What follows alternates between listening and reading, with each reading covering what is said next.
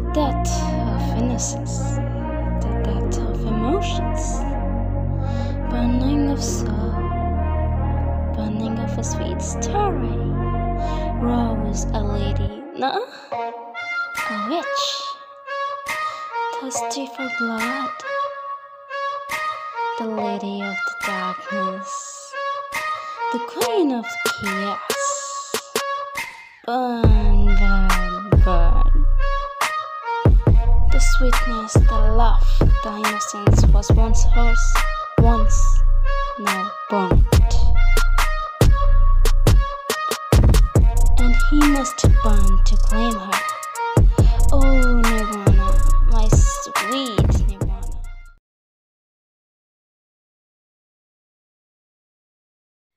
Going in the woods with his man chasing her, with a knife on her ankle, 2 guns in her hand, with 5 magazines, spare in her trouser pocket, and 2 grenades. She ran and hid behind a lofty tree with her huge bump and the continuous contractions, which were making it hard for her to run. She hid behind the tree. She turned the safety off. When the 2 men came, she shot them. Others hid behind other trees. She sat on the ground. She took a sneak peek and counted her targets. There were 5 more men hiding behind the trees. Spotting most of the men, she threw a grenade in their direction. After a few seconds, an explosion happened, and 3 of the men were affected. They were on the ground, groaning, half-conscious. Now she has 2 more men to deal with. Suddenly a cold metal rested on the side of her head. Now there is no way out. Surrender yourself. A man's voice came in a grumble. Wine was a statue in her place. She dropped her gun. It was a psychological trick to deceive their opponent, making him think that the other party gave in. As she sensed his body losing the tension in his body, she snatched his gun and shot him. The other guy appeared and shot, and she quickly rolled over the ground and shot him right where his heart was located. He fell on his knees with his eyes wide and blood oozing from his wound and mouth, and fell dead on the ground. Wine took their guns and made for a run deeper in the woods. Mama won't let anything happen to you, Cara Mia. She spoke breathily, caressing her baby bump. Something fell while running, but she didn't realize. All she was concerned about was her baby struggling in her, with her. Mama will keep you safe till Dada comes.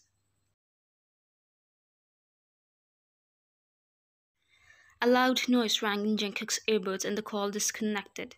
He checked the phone, called her again and again, but no response. His connection broke from her.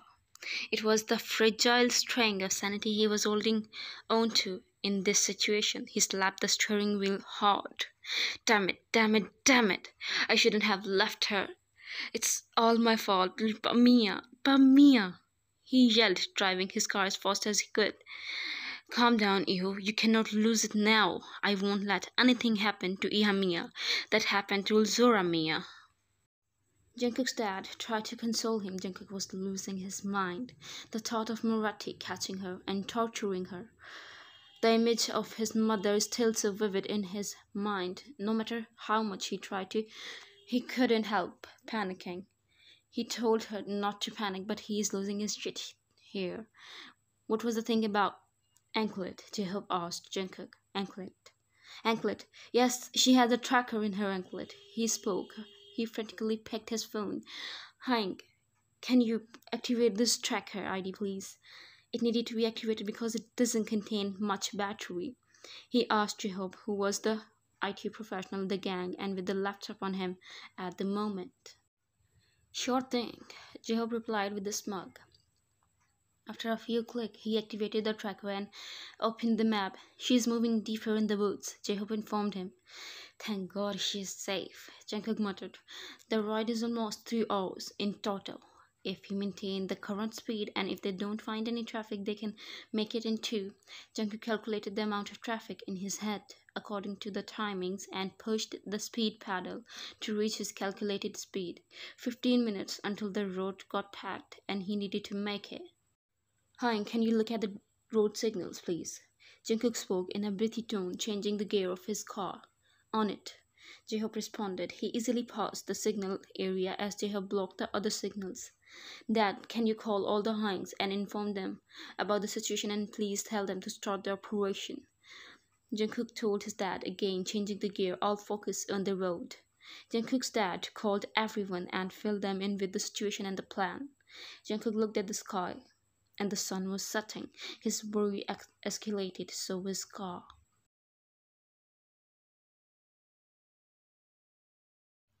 A whimper penetrated the hushed and dark air as she rested her back on the trunk of a tree and clutched her stomach. The pressure on her cervix was increasing to the point of unbearable.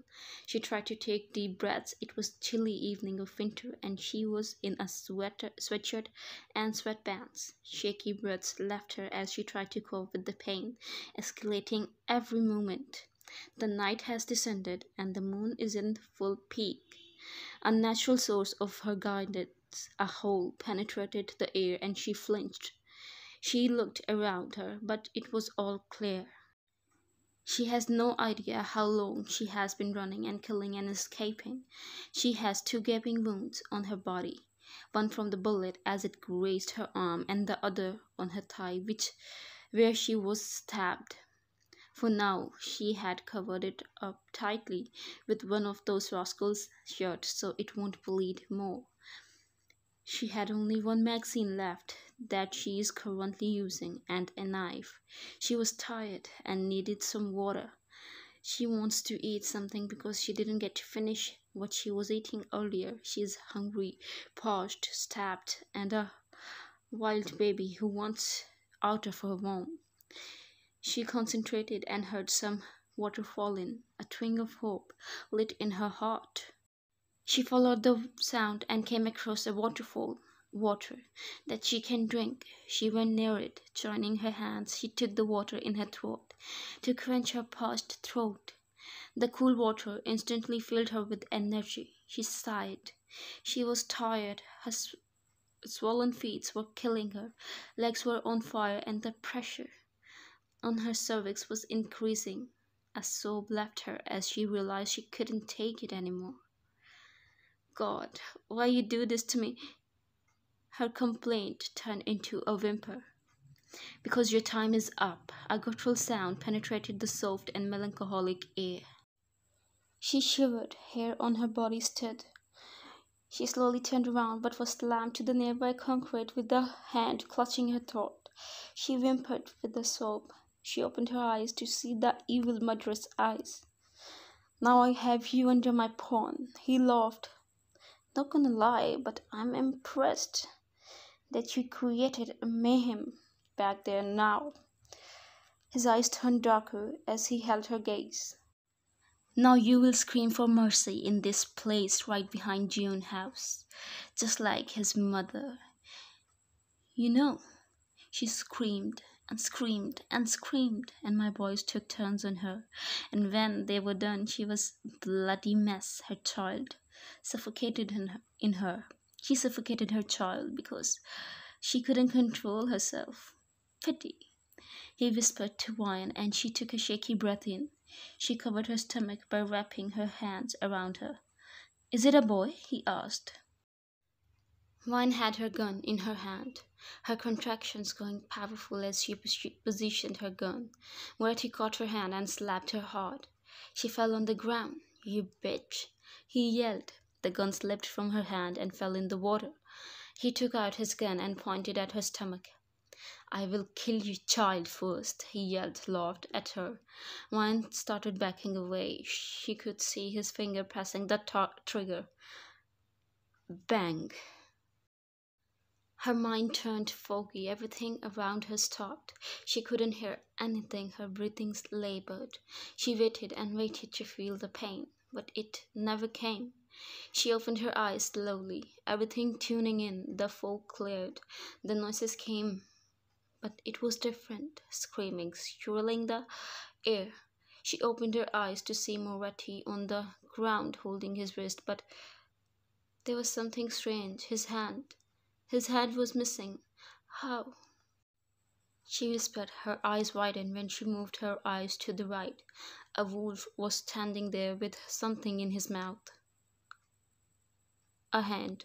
Moretti's hand, holding the gun, detached from his body. The gun fell to the ground, making a thunk sound, and she flinched. Moretti picked the gun and shot the wolf on its leg. He howled, and more wolves started gathering. She somehow got up and made a run because that's what her first instinct told her to. She couldn't make it for that she felt her thighs wet and sticky. With a painful groan, she slid down the tree and checked to see blood. She broke into sobs. She already lost one. She can't imagine losing this one. Her contractions hit her more stronger and a yelp escaped her mouth. Hearing some movements, she saw a few of the wolves coming in her direction. She stared at them, scared and helpless. One came near her belly and sniffed her. It came near her and rubbed its fur on her face in a caress. It sat next to her, giving her some warmth. More of the wolves came and sat next to her, on her right and on her left, and the rest forming a circle around her.